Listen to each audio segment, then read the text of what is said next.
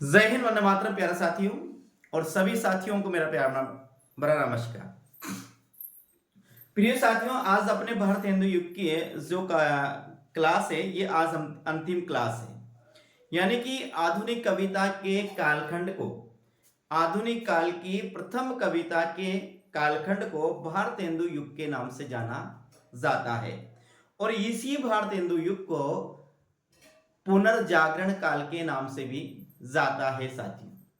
इस पुनर्जागरण काल या भारत हिंदू युग के लगभग अपन ने अब जो कवियों के बारे में अध्ययन करेंगे, भारत हिंदू सहित साथियों 9 से 10 कवियों का अध्ययन करेंगे।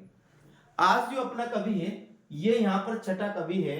इसके पहले अपन ने 5 कवि पढ़ चुके हैं और छठा नंबर का जो अपना कवि आता है साथियों, वो आता है राधा कृष्ण दास। इसके बाद भारतीय हिंदू युग की विशेषता देखेंगे। कहने का मतलब है साथियों कि आज अपनी भारतीय हिंदू युग की अंतिम क्लास है। कल से अपने चलेगा वो द्विवेदी युग चलेगा। अब द्विवेदी युग की बात करते तो द्विवेदी युग भी दो है। दो द्विवेदी, एक महावीर प्रसाद द्विवेदी और एक हजारी प्रसाद द्विवेदी है। तो इसके बाद में जो काल चलेगा 1900 से लेकर 1920 या 1918 तक काल का साथियों, वो उसे द्विवेदी युग, उसे हजारी प्रसाद द्विवेदी के युग के नाम से, महावीर प्रसाद द्विवेदी के युग के नाम से जाना जाता है साथियों। यानी कि उस युग की जो समस्त काव्य प्रवृत्तियां हैं, वो महावीर प्रसाद द्विवेदी के आसपास ही सिमट जाती है, भ्रमण करती है। यानी कि वही इस युग के मुख्य है साथियों, इसलिए इसे द्विवेदी युग के नाम से जाना गया। और आज पढ़ने हैं, अभी जो पढ़ रहे हैं वो पढ़ेंगे भारत हिंदू युग। और भारत हिंदू का जो अपना कवि है वो है अपने राधा कृष्ण दास। तो ध्यान से देखिए साथियों, भारत हिंदू के यानी भारत हिंदू के ये फुफेरे भाई थे कौन? राधा कृष्ण दास। वैसे अपने ये लाइन साथियों इंपोर्टेंट नहीं है, लेकिन फिर भी कभी सत्य और असत्य में ये आया थी कि निम्न में से कौन सा कथन सत्य है या फिर निम्न में से कौन सा कथन असत्य है, या निम्न में से कौन सा कथन गलत है या गलत नहीं है। ऐसे में ये लाइनें आ जाती है। भारत हिंदू के अधूरे नाटक जिसका नाम साथियों सती प्रथा, सती प्रथा को ये पूर्ण किया किसने किया? वो राधा कृष्ण दास ने ही। भारत हिंदू का अनेक प्रकार के नाटक है। भारत हिंदू के साथियों मौलिक नाटक भी है और भारत हिंदू के अनुदित नाटक भी है। यानी कि दूसरी भाषाओं का अनुवाद किया इन्होंने हिंदी में, वे नाटक भी है और स्वयं के द्वारा लिखे गए नाटक भी है। तो उन्हीं में एक नाटक है साथियों सती प्रथा। तो सती प्रथा को जो पूर्ण किया, वो पूर्ण किया किसने? राधा कृष्ण दास ने। नागरिक प्रचारणी सभा काशी के ये संस्थापक अध्यक्ष रहे कौन? राधा कृष्ण दास। भारत बारहमासा और देश दशा, इनकी दो प्रमुख कृतियां मिलती है सिद्धिक साथियों किसकी? राधा कृष्ण दास। कौन कौन सी मिलती है? एक तो मिलती है भारत बारहमासा और एक मिलती है देश दशा। ये दोनों ही क्या है? नाटक है। तो राधा कृष्ण दास में आपको याद रखना भारत बारह मासा, भारत बारह मासा और एक है देश दशा। ये दोनों नाटकों को अपने अच्छी तरह से याद रखना है। राधा कृष्ण दास, भारत बारहमासा और देश दशा, इस प्रकार से दोनों कृतियां अपन को याद रखेंगे। राधा कृष्ण दास, भारत बारहमासा और देश दशा। और भारत हिंदू के अधूरे नाटक जो सती प्रथा, इसको इन्होंने क्या किया? पूर्ण किया। और काशी नागरिक प्रचारणी सभा के ये संस्थापक अध्यक्ष रहे साथियों, ये अपन को याद रखना है। आगे हम बात करते हैं साथियों, तो अगला जो अपना कवि आता है वो आता है गोविंद गिल्लाबाई, सातवां कवि आता है। यहाँ गोविंद गिल्लाबाई केवल अपन रचना याद रखनी है। एक इनकी श्रृंगार सरोजनी है, एक पावस पयोनिधि है, एक राधा षोडशी है और इनकी चौथी रचना है साथियों, वह है षड ऋतु चक्र। क्या है? षड ऋतु चक्र नाम की इनकी ये साथियों इनकी चौथी रचना है। ये चार रचना का नाम बात करते हैं तो ये है गोविंद गिल्लाबाई की रचना। एक श्रृंगार सरोजनी है, पावस पयोनिधि है, राधा षोडशी है और ये चौथी रचना की बात करते हैं साथियों तो ये आती है अपनी षड ऋतु चक्र नाम से इनकी एक चौथी रचना मिलती है। तो ये चार रचना हमें याद रखनी है। और एक नवनीत चतुर्वेदी है साथियों, इनकी मिलती है कुब्जा 25सी। इस प्रकार से अपन ने यहाँ पर कितने कवि देखे? 8 कवि देखे। किसके? भारतेंदु हरिश्चंद्र युग के। कितने कवि? ध्यान रखना, भारतेंदु के 8 कवियों के बारे में अपन ने क्या किया? अध्ययन किया साथियों। आज अपने 3 कवि देखे। ये 7वां है गोविंद गिल्लाबाई जिसकी श्रृंगार सरोजनी है, पावस पयोनिधि है, राधा षोडशी है और एक षड ऋतु चक्र है साथियों, और नवनीत चतुर्वेदी की है कुब्जा 25, ये अपन ने देखे इसके भारतेंदु युग के पूरे कवि हो चुके हैं। अब अपना आती है भारतेंदु युग की विशेषता आती है साथियों। तो देखिए भारतेंदु युग की विशेषताओं की अपन बात करते हैं साथियों। तो भारतेंदु युग की विशेषताओं में अपनी है यहां पर देखिएगा भारतेंदु युग की विशेषता, लगभग यहाँ पर 9 विशेषता अपने को ध्यान में रखनी है, और इन 9 विशेषता को अपन ध्यान रखा तो इनसे अपना पूरा काम चल जाएगा।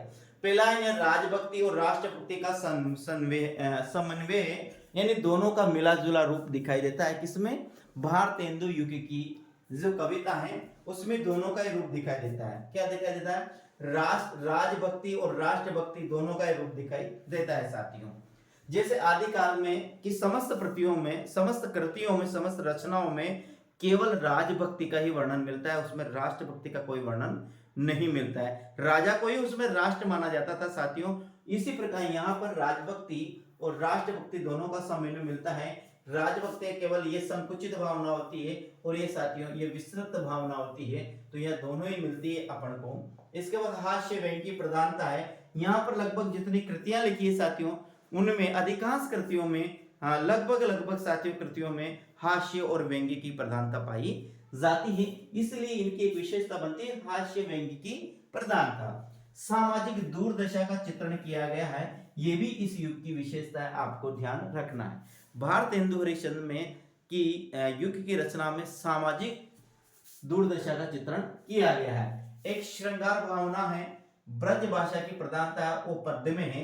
एक और ध्यान रखना, यानी कि भारतेंदु युग में दोनों भाषाओं का प्रयोग हो रहा था, खड़ी बोली का प्रयोग भी हो रहा था साथियों, तो ब्रज भाषा का प्रयोग भी हो रहा था। जो ब्रज भाषा है वह पद्य के लिए ब्रज भाषा थी, और गद्य के लिए साथियों खड़ी बोली का प्रयोग किया जा रहा। तो आपको ध्यान रखना है, यदि भारतेंदु की विशेषता पूछी जाए तो उन विशेषताओं में आपको याद रखना दोनों भाषाओं का प्रयोग होता था, खड़ी बोली का प्रयोग भी होता था, तो ब्रज भाषा का प्रयोग भी होता था। जो ब्रज भाषा है इसका प्रयोग पद्य के लिए किया जाता था, और खड़ी बोली का प्रयोग साथियों वो गद्य के लिए किया जाता। तो राजभक्ति और राष्ट्रभक्ति का समन्वय है, हास्य व्यंग्य की क्या है प्रधानता है, सामाजिक दुर्दशा का चित्रण है, और इसके बाद श्रृंगार भावना है, और इसके बाद बात करते हैं साथियों तो ब्रज भाषा की क्या है प्रधानता है। केवल किसके लिए है, पद्य के लिए, ये ध्यान रखना है। समस्या पूर्ति की प्रवृत्ति है। समस्या पूर्ति की मतलब है साथियों पूर्ति की प्रवृत्ति, ये को ध्यान रखना, ये बहुत बड़ी है साथियों, ये एग्जाम में पूछ ली जाती है। समस्या पूर्ति किस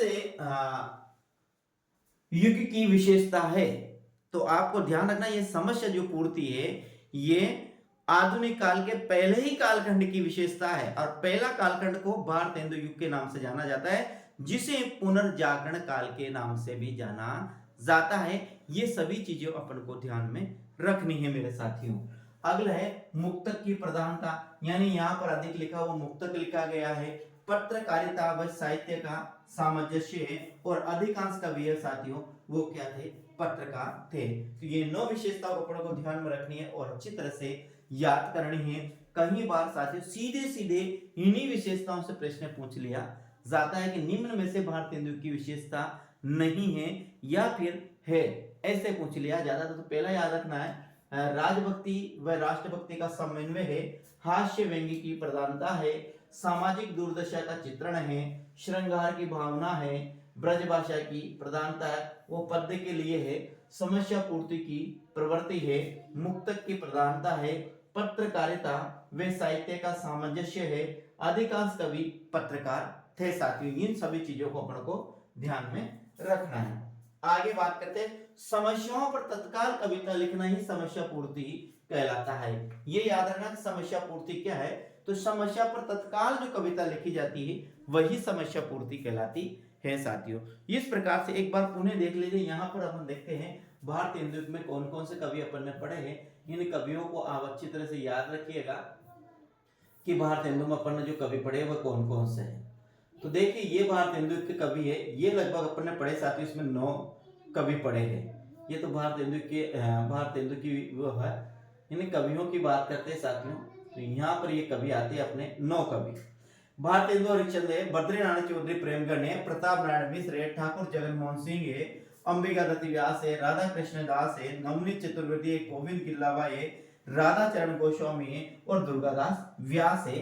ये साथियों आपको ये 9 कवि ही याद करना है। इनमें से यदि प्रश्न आता है भारतेंदु युग में साथियों, तो यहाँ से निश्चित रूप से प्रश्न आ जाएगा। लेकिन ये जितने कवि है ये आपको अच्छी तरह से याद होना चाहिए, होना अति आवश्यक है साथियों। भारतेंदु युग, भारतेंदु, बद्रीनाथ चौधरी, प्रेमकर, प्रताप नारायण मिश्र, ठाकुर जगमोहन सिंह, अंबिका दत्त व्यास, राधा कृष्ण दास, नवनीत चतुर्वेदी, गोविंद गिल्लाबाई और राधा कृष्ण गोस्वामी और साथियों एक दुर्गादास व्यास, ये भारतेंदु युग के प्रमुख कवि है। तो मेरे प्रिय साथियों, आज अपना जो खबर समाप्त हुआ वह हुआ आधुनिक काल की कविता का पहला कालखंड, जिसे हम भारतेंदु युग के नाम से जाने जाते हैं। और भारतेंदु युग के प्रारंभ की बात करते हैं साथियों, तो भारतेंदु युग प्रारंभ होता है 1968 से लेकर साथियों 1900 तक का जो समय है वो भारतेंदु युग के नाम से जाना जाता है साथियों। क्योंकि भारतेंदु हरिश्चंद्र ने इनकी जो पहली पत्रिका है कवि वचन सुधा, इसका जो प्रकाशन किया था ये 1968 से ही किया था। तो यहाँ से साथियों भारतेंदु युग शुरू होता है और इनकी और 1900 से साथियों सरस्वती पत्रिका प्रकाशित होती है। तो यहाँ से ही भारतेंदु युग का समापन माना जाता है। तो ये आपको ध्यान रखना है। तो मेरे साथियों, उम्मीद करता हूँ आप क्लास अच्छी लगी होगी। चैनल पर पहली बार तो चैनल को जरूर सब्सक्राइब कीजिए, साथ साथ बेल आइकन को प्रेस कीजिए। तो नमस्कार, जय हिंद साथियों, कल फिर मिलते हैं अगले क्लास में। राम राम साथियों।